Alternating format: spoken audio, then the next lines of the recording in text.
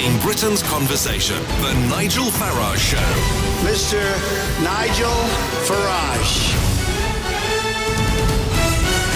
Thank you, Donald, and good evening, everybody. Well, so here we are, a government commission report, but the Migration Advisory Council comes up with some findings and some words that I can scarcely believe, because what they're saying is that EU nationals should be subject to the same rules as migrants from the rest of the world after free movement ceases to apply to the United Kingdom.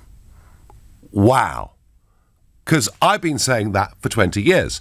Why do we have a discriminatory migration policy that says if you're an unskilled migrant from Bulgaria, that's absolutely great because you can come in unlimited numbers, but if you're an engineer from India or a doctor from New Zealand, we're going to actually make it much tougher for you to get to Britain. It's always struck me as being crazy, always struck me that we should actually have a non-discriminatory migration policy. I've fought for that, and I've argued for that, and this report says it. And it goes on and says other things, which I was surprised. In fact, the MAC added that it found some evidence suggesting lower skilled workers had faced a negative impact. Yes, I've been arguing that for year after year after year, to be told by the entire array of the political class that I was wrong. Now, that's not to say that I agree with every finding in this report. I mean, they say they don't believe migration's had a negative effect upon the health service. Well, all I can tell you is our population's increased by 6.5 million since 2001. You can work it out for yourself whether there's more pressure on the health service or not. But what's interesting to me is the language. The centre of gravity of debate around migration has changed in this report. I welcome it. In fact, I would say, actually, in many ways, it is music to my ears. Now, whether this will actually be applied by the British government and whether there are some details in the small print that mean it may work out differently, I'm going to reveal over the course of the next hour. But to begin with, folks, I want to ask you, do you think that it's right, that this is the way forward, not to discriminate, not to give any preferential treatment to EU citizens against those that come for the rest of the world? What do you think? And if you think, no, come on, we're going to have to give special treatment to the EU because they are our next door neighbours, then call me on 0345 6060 973. Or maybe you think, do you know what? This sounds great because it sounds like it'll be a fair, sensible system. Then text to 84850. Or maybe, like me, you think these may be fine words, but in reality, particularly with Theresa May as Prime Minister, none of it is actually going to happen. Then please tweet using the hashtag Farage and LBC at LBC. And of course, watch us on Facebook and comment there too, as you always do. Let's get straight in to your opinions on the MAC report this morning that says that once free movement has ended, EU citizens should have no preferential rights and that the United Kingdom should move its migration policy towards higher skilled workers. It sounds very sensible to me. I wonder what Darren, a new caller from Woking, makes of that. Good evening. Evening, Nigel. Good to speak to you. First time I ever have. Thank you for all you've done for Brexit and the country. Well, that's very sweet of you, Darren. It's not over yet. I suspect there may be one or two more hurdles to cross. But yeah, I'm pleased you're back on board with leave means leave, even if it was a little late, maybe. But that's a different discussion. Oh, do you know what? You get criticised in life for going too early. You get criticised in life for going too late. But I'm going to be out there over the course of the next few weeks trying to get Brexit voters reinvigorated and to get them to talk to their MPs, whether they're Labour or Conservative, and to say, look, we are not morons. We know what we voted for. Don't betray us. But we'll come back to that over the course of the next few days. Darren, on the face of it, these headlines of this report, does it make sense? Absolutely. For as long as I'm mid-30s, for as long as I've been politically engaged, which is from a very young age, I'm quite sad. I've been a massive pro-EU supporter and was a pro-supporter of mass immigration until the referendum was called. Started to try and educate myself as much as possible, keep an open mind, and ultimately took the view that Brexit was the right thing. And the reason being, one of the main reasons when it comes down to immigration, which wasn't the main factor, but mass migration across Europe stifles our ability as a country to be able to allow people from across the globe to come and enrich our country and enrich our cultures. And what it does is it actually forces, because we have conservative governments that say we want to get migration down into the tens of thousands, and we end up with these false misnomers of immigration policy where we can't take international students, where we can't take doctors from India, where we can't take businessmen from America or China, Australia. And this is absolutely what the result of Brexit is all about to me. It's about us opening the doors, looking globally, not insular, within 27 nation states. It's about starting to build our country for the future and breaking away from a trading bloc that is significantly declining year on year, and ultimately the emerging market to the rest of the Western world is where we need to be, and I truly believe this is the first step of that. Darren, you're a true convert to the Brexit cause. Yeah, I was a massive. I was the guy that used to defend mass immigration, defended the EU, defended the programme, defended the socialist nature of spreading the wealth across the Europe. At the end of the day, if you're one of the richer nations, it can only result in one thing, and that's that you're going to end up one of the poor. You're going to net contributions are going to be greater than what you get back. Okay. And the more and more I looked into it, on balance, I took the view that I wanted to leave. And more importantly, I still keep an open mind, and nothing has been said to me. The most difficult issue is the Irish border, but nothing has ever been said to me that makes me believe that I made the wrong decision. Not even Vince Cable today in his leader's speech. Vince Cable, I don't agree with the second vote, but look at what the idea is here. And anyone listening that can't see this, right? What we're suggesting with the people's vote is that we allow a government to completely mismanage a democratic will, the biggest democratic will this nation has ever shown. 17.4 million people, mismanage it, scare people through that mismanagement, then go back to the people and say, do you want this terribly negotiated deal or do you want to remain? It is laughable. The other option on the table that people talk about is a three-way vote, remain the deal or leave without a deal. We cannot have... What then happens Darren, splits the vote. Yeah, Darren, we cannot have a multiple choice referendum. And I have to say, even though I don't think much of the Electoral Commission, even though they did clear me this morning... By the way, anyone see that on the news? Anyone see on the news that the 2-year investigation into whether I'd done anything wrong in the referendum, that after 2 years of agony, today I came out with a clean bill of health? You will not see that on the news anywhere. But Darren, I promise you that the Electoral Commission themselves wouldn't allow it. Darren, I thank you for your call. Graham texts me and says, all immigrants should be treated the same according to the skills we need. Graham, if it's immigrants coming in to live in, not just to work, but they're immigrants coming to live, it shouldn't just be the skills that we need. It should also be a confidence that we have that they will assimilate culturally in our country and become part of our society. That, I think, is very important. It should be based, I get, on a working visa supported by the employer and based on income, not skills. Well, they will tend to be similar things. But I do think that's an important point, that we've confused this.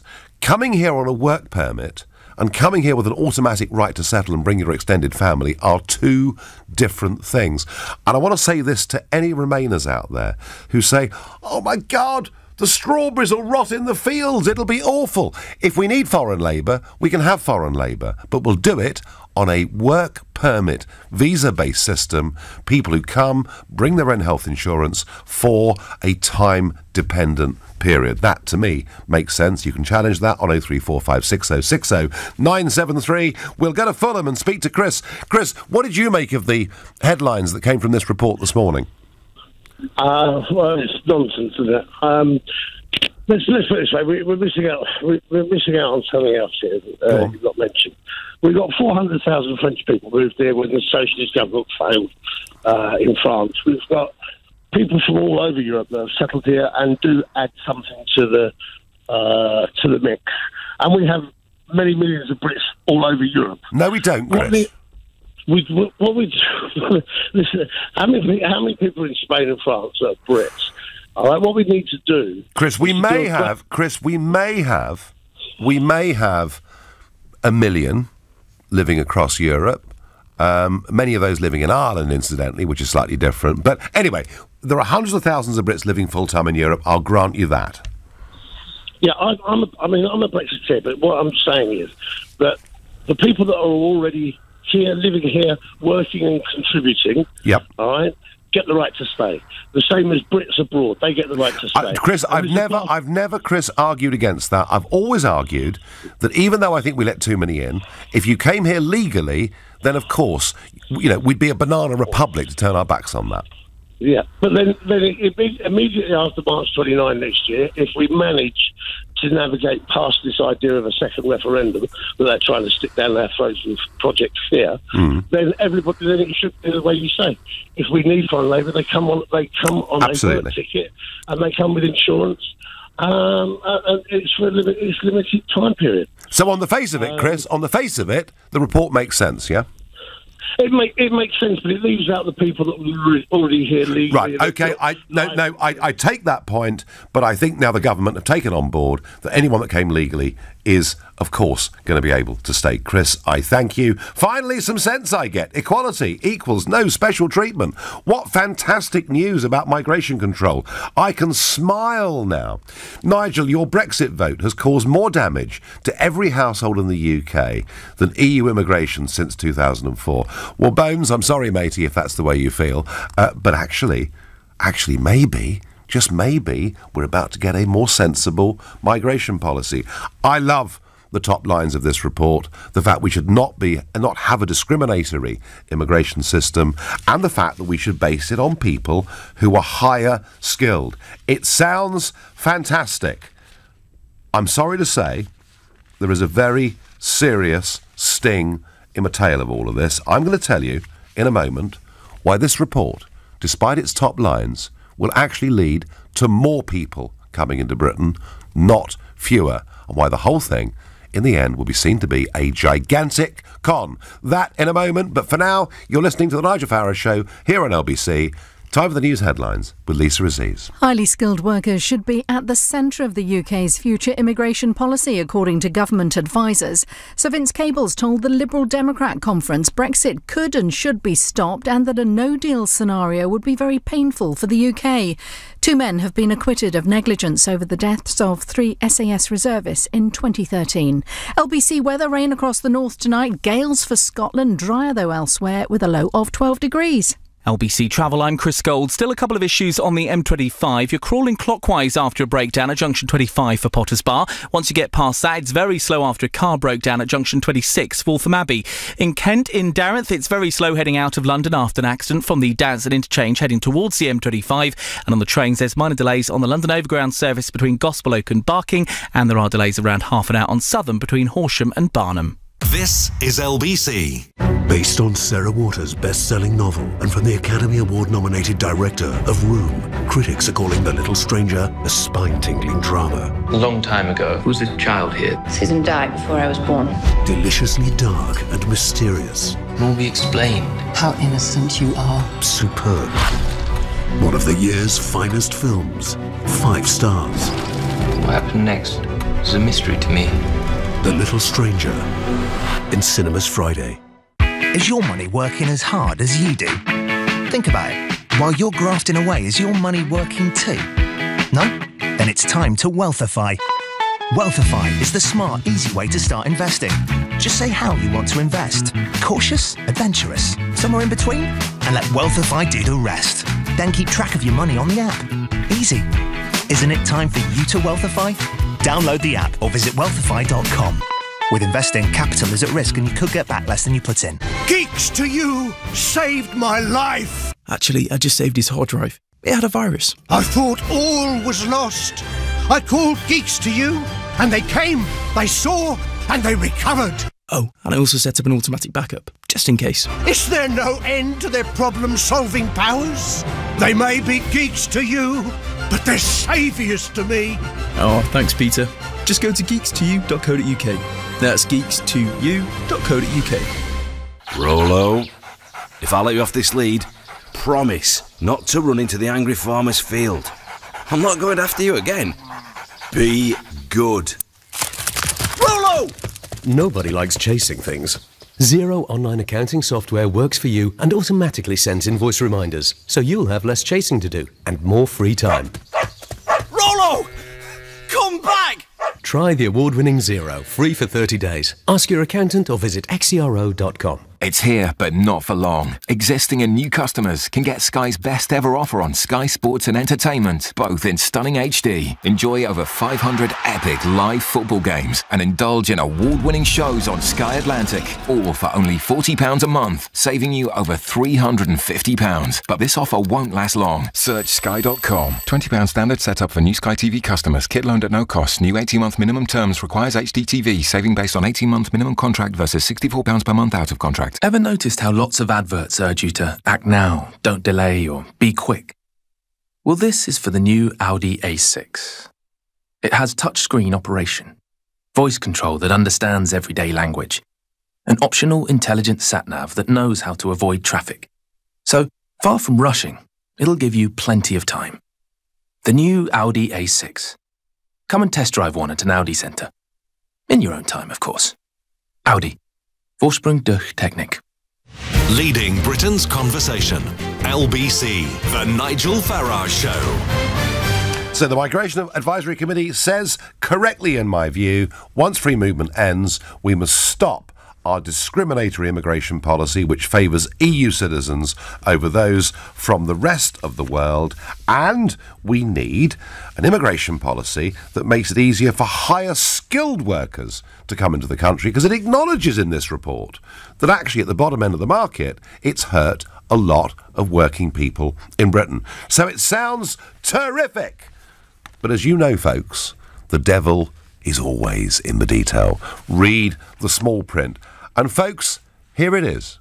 This is why this is actually a complete, massive con. And I'm sorry to have to say this. So at the moment, we have a Tier 2 threshold for immigration for skilled workers. And what it says is that those that are coming into here from outside the European Union require a degree or vocational training and qualification above, and they must earn a minimum of £30,000 a year, provided they are experienced workers. That's how we define somebody who's coming in here as a skilled worker. But this same report recommends that if European Union or European Economic Area migrants are part of this as well, they are recommending reducing the Tier 2 qualifications to include a minimum of an A-level, not degree you notice, or vocational equivalent. Examples of such jobs may include bakers, hospitality, care workers and retail jobs. So the same report that says we've had this wrong for years, here's a way forward, let's go for higher skills, let's not discriminate across the rest of the world, actually wants to redefine what a skilled worker is to include virtually everybody. And that actually means that if this report is carried out by the government, we will in fact have slackened and loosened our rules on who can come into this country, and the immigration figures are likely, far from going down because of Brexit, to actually go up. So I'm afraid, folks, this report, whilst the principles, whilst the headlines may have been music to my ears, this report simply isn't good enough. And what is wrong with the government? What is wrong with the British establishment? Why are they so scared to recognise the fact that there are many millions of us who believe that whilst migration, net migration running at 30,000 a year for 50 years after World War II worked pretty well, that net migration running at 300,000 a year since the early part of this century has not worked, has led to division in society, has led to increased tension between communities, has led to wages going down, houses being unaffordable for our youngsters, GP appointments being difficult to get. Oh, and yes, the traffic is worse on our roads because there are 2.5 million more cars out there than there were 5 years ago. And that's what happens when your population increases by 6.5 million over the course of the last 17 years. And nobody is prepared to face up to it. Back to our callers. I'm very disappointed. You know, when I saw the news coming out this morning, I thought this is really great news. When I've read the small print, I'm somewhat dismayed, I have to say. Jack is a brand new caller from Canary Wharf. Hi, Jack. Good evening. Hi, Nigel. How are you? I am well. So is the basic principle of non-discriminatory immigration the right one? Well, look, I actually don't believe that the policy set by the European Union or the connection that we have with the European Union in relation to immigration is discriminatory at all. In fact, I think quite the contrary. We share a lot of values with the European Union. Do we? And we have a lot. Do we? Of course we do, Nigel. Of course you're going to suggest that we don't, because you believe that the European Union is a work of Satan. It isn't. And for a lot of people in this country, we value immigration. We value those who come over here and they work in our NHS. And they work alongside us. They do a lot for us and they protect us. And we value their input into society. And we know they are a net benefit to the economy. No, we don't. But of course, we do know that. We know that they're a net benefit. No, we don't. No, Jack, we don't. The House of Lords report on this, very extensive report, said that in terms of pure economics, it was broadly neutral. Well, this is nonsense, isn't it? Because, of course, that there is a lot to be said about whether or not those coming from other countries fit in the economy and whether or not they can integrate into society. And that is a separate argument. But the argument that they come into the country and they take from the economy and don't give back is total nonsense. I've had the absolute pleasure of working with many from the European Union, and they are fantastic individuals, amazing people. And those individuals we should value for the input they put into society. And they are victimised.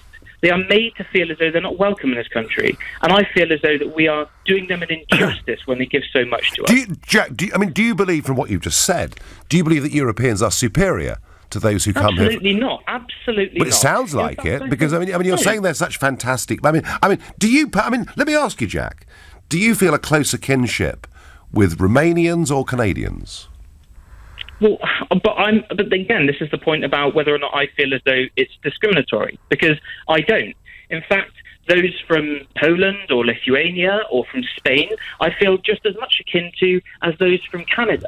But I'm not saying, or I'm not suggesting, that we should let more in from the European Union, but we share a lot of values with those from the European Union. Let me assume, Jack, that I'm going to go along with you. We share a lot of values, right? Fine. And by the way, I'm very pro-European. It's the EU I'm against. Okay, of course. All right, but Jack, let's take that premise of your argument that we have a lot of shared values. Fine. Did it make sense for the numbers that could come here to be limitless? But they're not limitless, are they? Yes, they are. Well, explain to me how they're limitless. Because if you go into the treaty, for example, in the European treaties that we signed when we became a member, it quite clearly states that if you come into the country, you must have access to certain things. So if you want to come in, you must have access to health insurance, and you must be able to sustain yourself for 3 years. Jack, that was the EEC. That was the EEC. That morphed into the EC, then became the EU. Look at your passport, Jack. The first two words on it are European Union. Surely the point here is that the numbers that are allowed to come into this country are limitless. I mean, I made a big thing. When Romania joined. I said we should not be opening up the door unconditionally to Romania. It does not make sense. Our minimum wage is about 7 times higher than it is in Romania.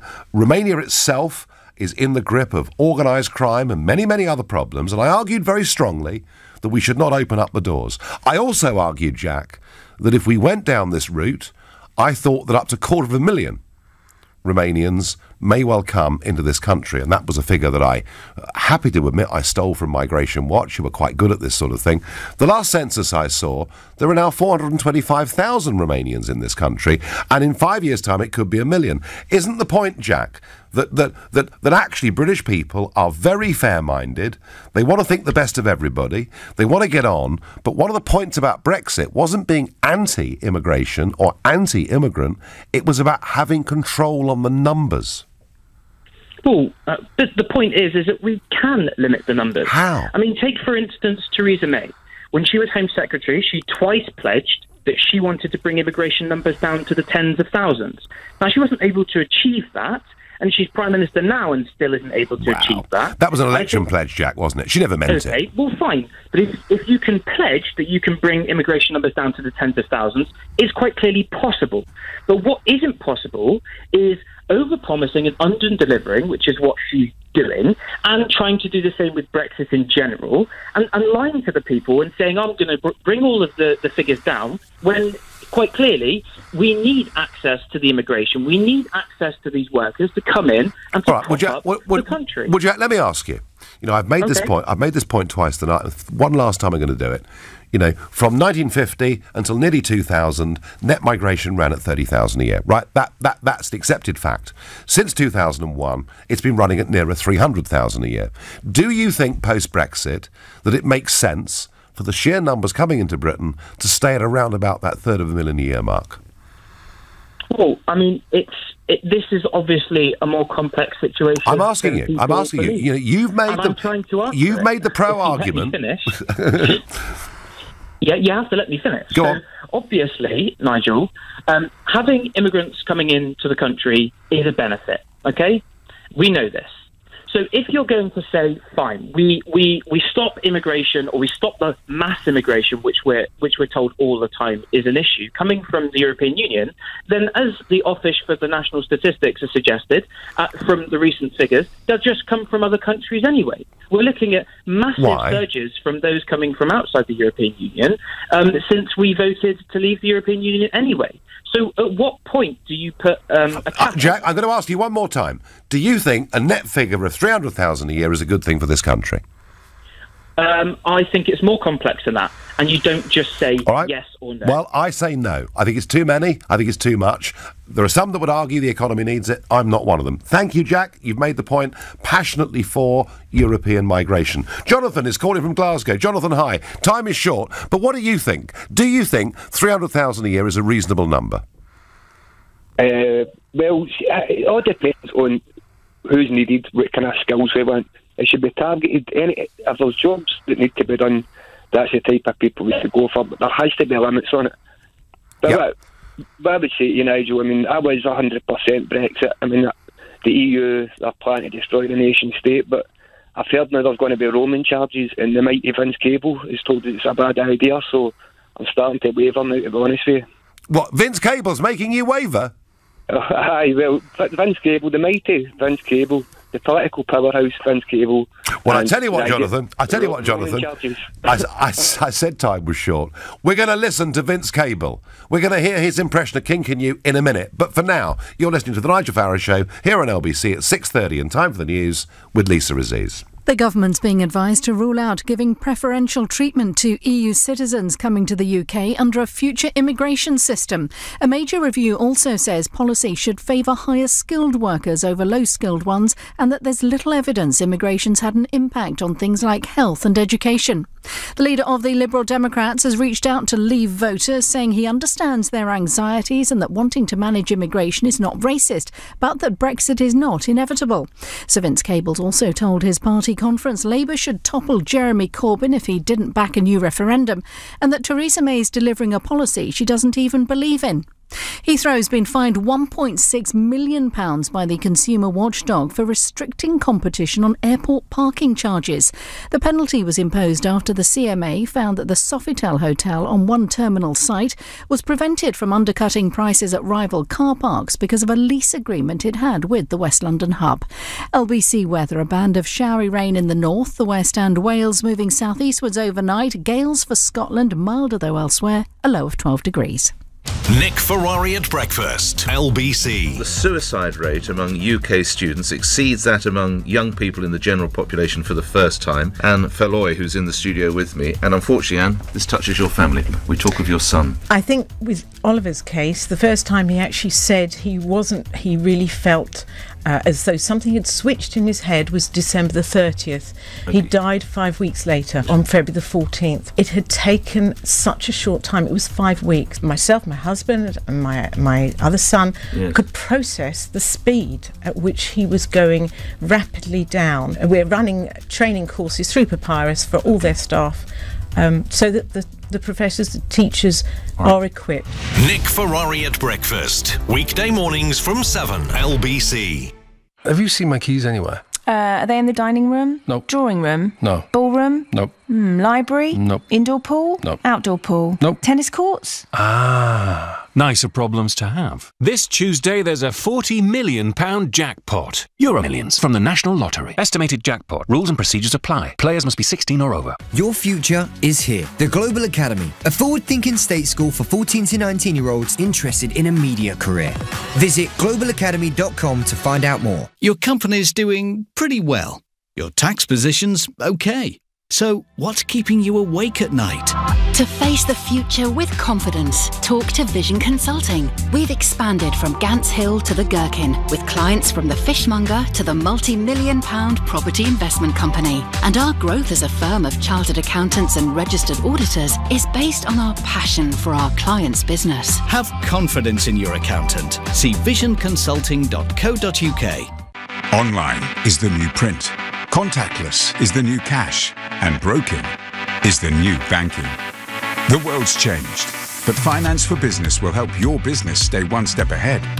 By looking across the financial landscape, they'll find you a wide range of lenders' terms and packages suitable for your business and its future.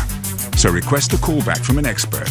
Visit award-winningfinance.com. Finance for Business, because broking is the new banking. From the age of 3, young Mozart would watch his sister play the harpsichord with their father, mesmerized by the sound. An early obsession from which his love of music blossomed. At Darwood & Tanner, we believe obsession is a good thing. It's what motivates us to create the perfect smile for every patient, day after day. Darwood & Tanner, your smile is our healthy obsession. Visit darwoodandtanner.co.uk. Is your money working as hard as you do? Think about it. While you're grafting away, is your money working too? No? Then it's time to Wealthify. Wealthify is the smart, easy way to start investing. Just say how you want to invest. Cautious? Adventurous? Somewhere in between? And let Wealthify do the rest. Then keep track of your money on the app. Easy. Isn't it time for you to Wealthify? Download the app or visit wealthify.com. With investing, capital is at risk and you could get back less than you put in. Geeks to you! Pull my world together! Well, I pulled these devices together. Now everything's synced up. Now my smartphone's connected to my tablet tablet's connected to my laptop, my email's connected to all of them! And it's backed up in the cloud. Let Geeks to You come and set up, sync up and sort out your technology, because there's nothing they don't know. They may be geeks to you, but they're miracle workers to me. Oh, cheers, Dave. Just go to geeks2u.co.uk. That's geeks2u.co.uk. The Nigel Farage Show on LBC. Well, the MAC, Migration Advisory Committee report, says we should not discriminate in migration terms in favour of people from the EU against the rest of the world, and we should go for higher skilled workers. I agree with the top headlines. The small print leaves me horrified, because what we're actually going to do is make the definition of a higher skilled worker a lot easier and leave it all in the hands of Theresa May, who, of course, as Home Secretary, proved to be disastrous when it came to managing that one bit of migration we were in charge of, namely non-EU. Sticking with the theme, the finale today of the Liberal Democrats conference down in Brighton, and Vince Cable up on his feet and even reaching out today to Leave voters, saying he understands their anxieties and that wanting to manage immigration is not racist. Well, it's good to hear that. But he also says that Brexit is not inevitable. It will be very costly and very painful if we crash out without a deal. The Brexit day may be the 29th of March. But it is only maybe. Brexit is not inevitable. It can and it must be stopped. It sounds a bit like King Canute standing on that beach in East Anglia. That tide will not come in. I, as the king, will stop it from happening. It all sounds a bit desperate to me, Vince. Hey, there you go. I'm sure they had a great few days down in Brighton. Now, a little bit of business news, because you'll have heard yesterday, will you not, that Ralph Spieth, the chief executive of Jaguar Land Rover, saying that actually jobs are going to be cut, things aren't going well, they're worried about the impact of a cliff-edge Brexit, and they've got falling sales. Nothing to to do, Ralph, of course, with the fact that you make an awful lot of diesel cars, which are now less fashionable, and China, your biggest overseas market, is buying fewer motor cars. Not really sensible, I don't think, to blame Brexit for absolutely everything. And to compound that, BMW are planning a shutdown next year. They were planning it anyway. They now plan to start it on, yeah, you've guessed it, the 29th of March. So I tell you what, BMW, if you really want to play that game, maybe we really should put some really big tariffs on your cars coming into this country. It's all so political, it's ridiculous. Let me tell you a news story that you won't hear about that happened today. How about this? FTSE 250 insurance company JLT today accepted a $4.3 billion takeover offer from US financial services giant Marsh McLennan. JLT, who employ 4,000 people in the UK, saw their shares this morning rise by 32% as a result of this massive American investment in a British insurance company. These people couldn't care less about Brexit. They happen to think there are many firms in financial services in the UK that are really good news and worth investing in. But you won't see that on the front pages of the newspapers tomorrow. What you'll probably get is another diet of utter negativity about what crashing out of the European Union could mean. Ricky on Facebook says, just did a check on Google. Can't find one article regarding Nigel being cleared today by the Electoral Commission. Unbelievable. Well, I led UKIP during the referendum. We had... Of course, we were members of a European group in the European Parliament, members of a European foundation and party, and yeah, we had people who worked for both. Of course we did, because we were all involved in both. We were accused, accusations were made, that we'd used European money incorrectly to fund our referendum campaign, my referendum campaign here in London. After 2 years of investigation, we've come out with a completely clean bill of health. But again, Ricky, it's good news. You're not going to read about good news. That isn't the way that it works. Back to this debate. Back to a non-discriminatory immigration policy. I think it's the right thing. What does Stephen in Southampton think? Good evening, Stephen. Hello. Hi there. Hiya. How are you? We're talking about immigration. Yeah, absolutely. And the way it affects society. Well, we're talking, Stephen, actually, about how we should manage immigration post-Brexit. That's what we're really talking about. And I think that we should just let it be, mate, because I think, honestly, that immigration is part of life. And the reason I say that is not only have I got a partner that's from Guyana, I have a mixed-race son, and my granddad, bless his heart, he fought in the Normandy landings, he done the D-Day landings, he done that so this country can be free. And that just means free. So we can have the best of everything, doesn't it? Well, Stephen, look, by the way, please don't think that those of us that are arguing for immigration controls are arguing all immigration is bad, because we're not. We're absolutely not. But the point, Stephen, is, and you mentioned your partner comes from Guyana. We had a period, didn't we, starting in around about 1950, of Commonwealth migration to the United Kingdom, including countries like Guyana. But we managed it, Stephen.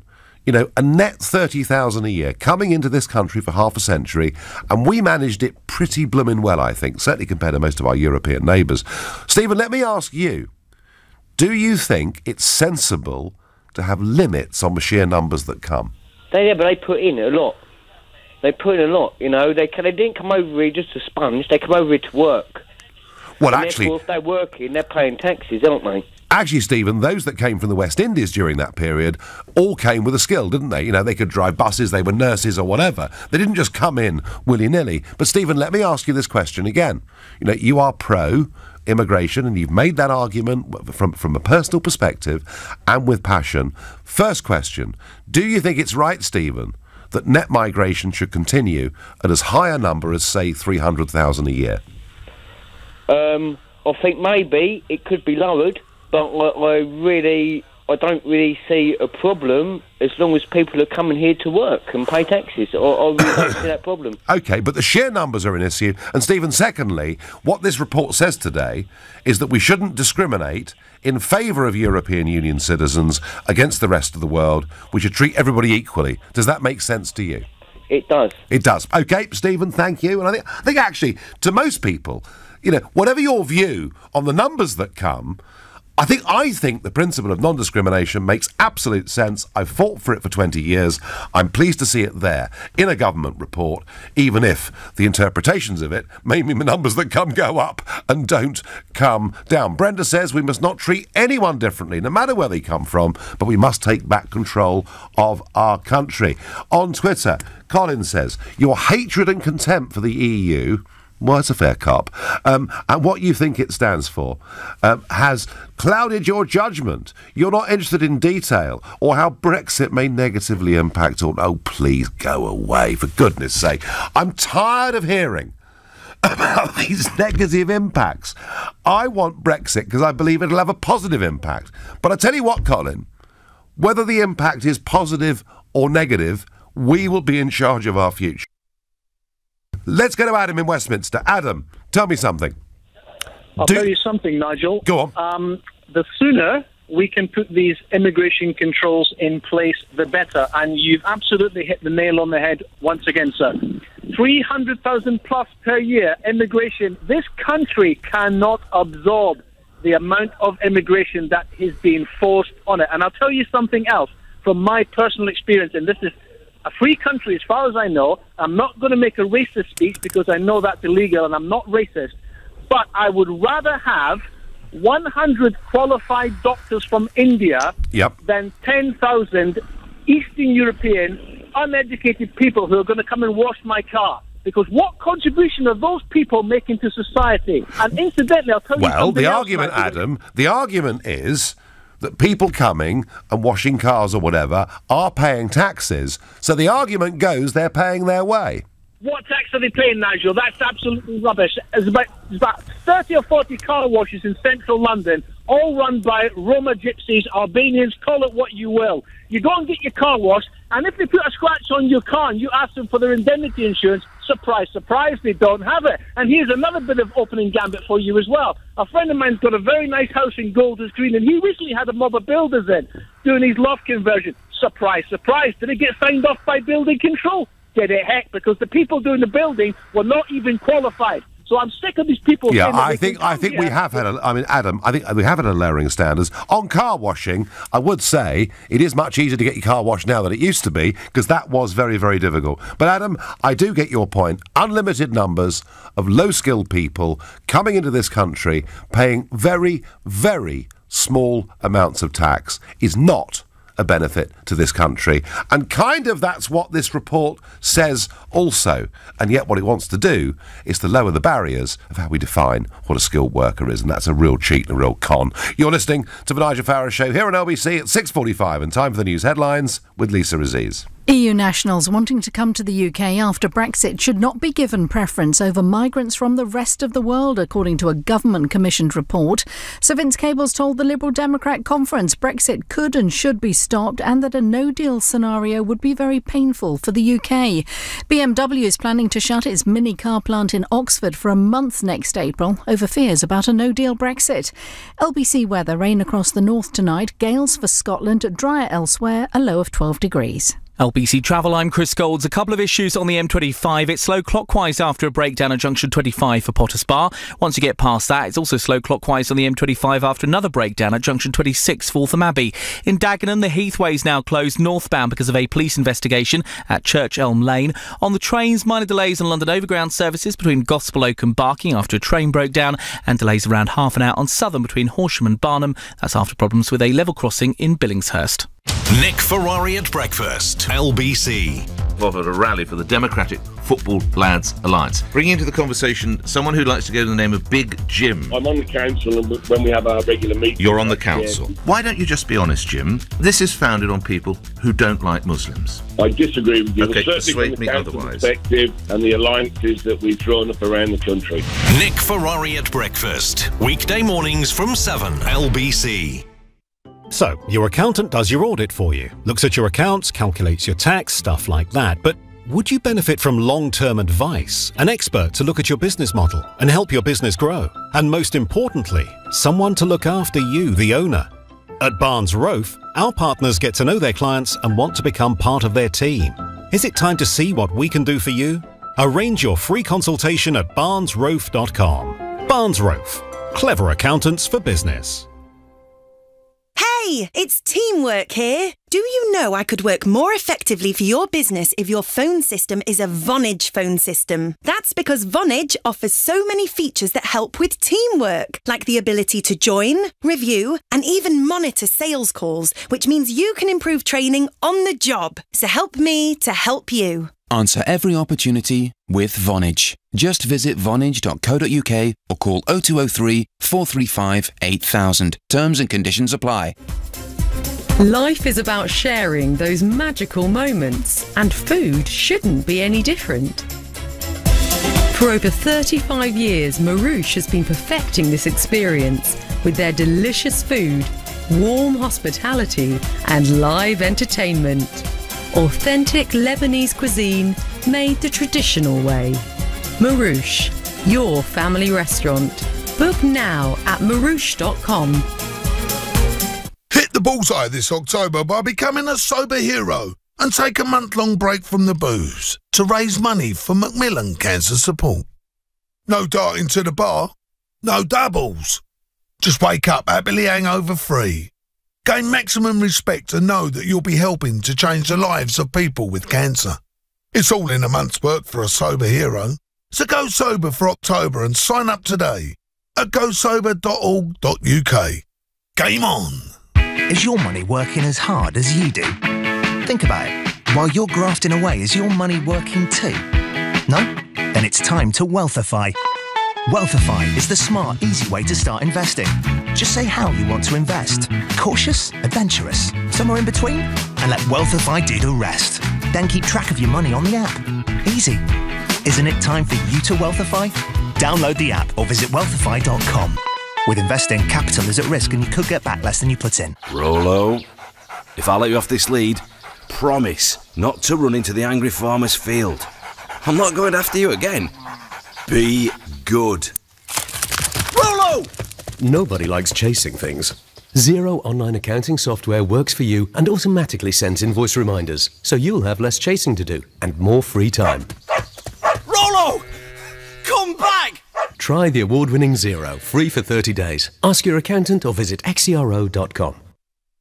Leading Britain's conversation.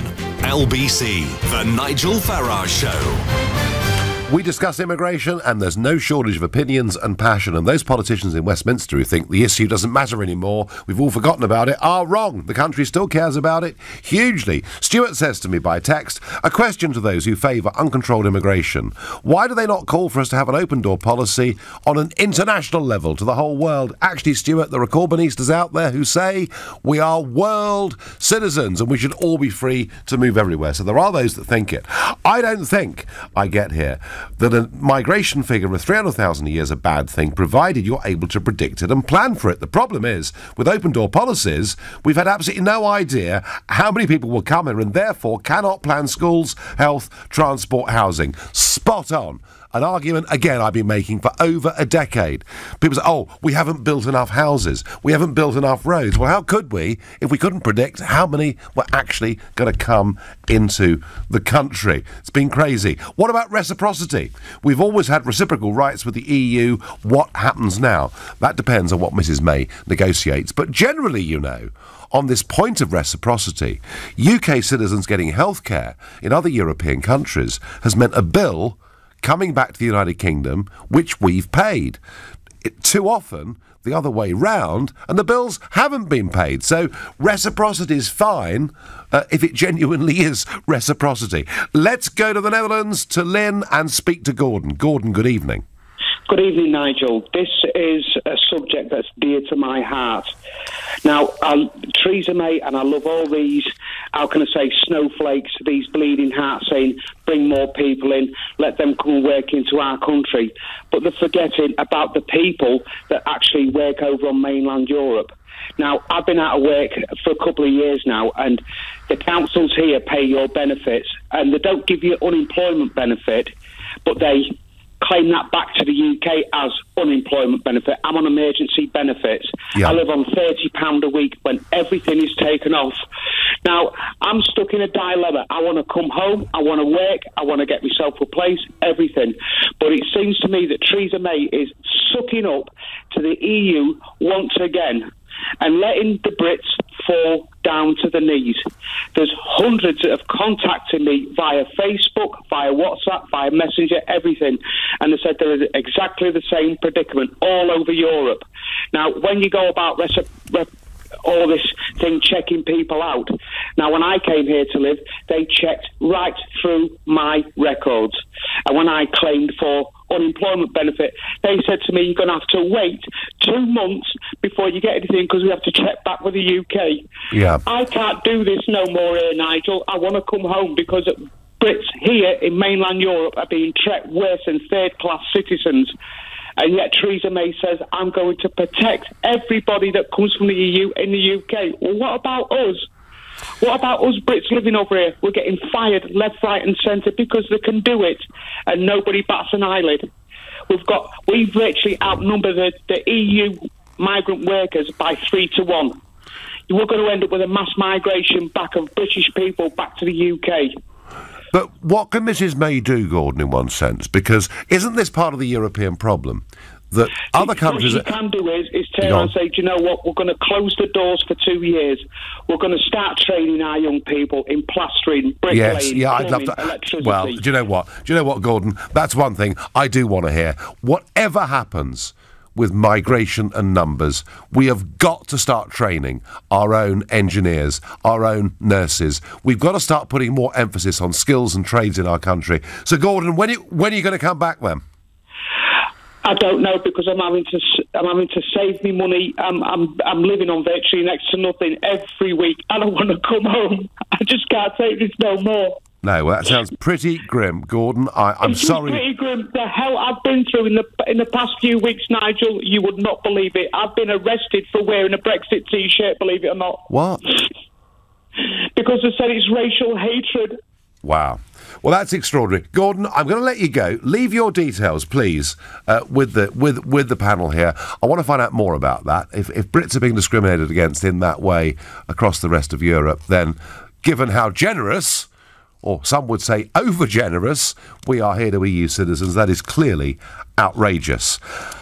I'm going to move on. John from Wales says, I've argued for 2 decades we should practice what we preach, zero discrimination. John, I'm with you, absolutely. In fact, almost nobody tonight has said that it's wrong for us to get away from this discriminatory policy. We may disagree on the numbers that are allowed to come. We may disagree on the benefits or disbenefits of mass migration.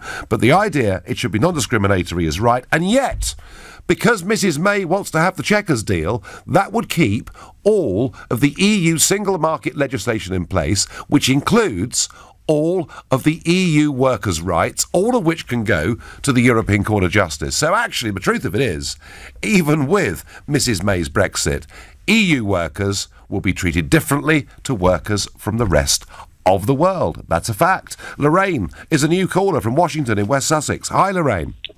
Hi, Nigel. How are you? I am well. So, on the face of it, this report today made sense, Lorraine, didn't it?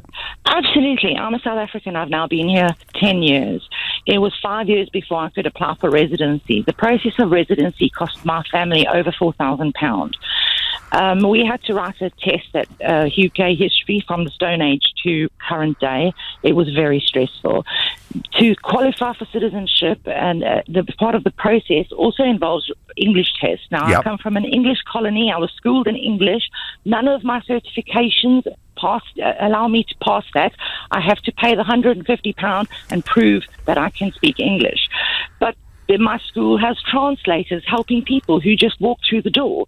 My husband feels that the difference between them and us who pay to be here, we see this as our home. We're invested, we work hard, we pay our taxes, and And yes, we weren't allowed to have any recourse to public fund or benefit, child benefit, any benefit, until we were permanent residents.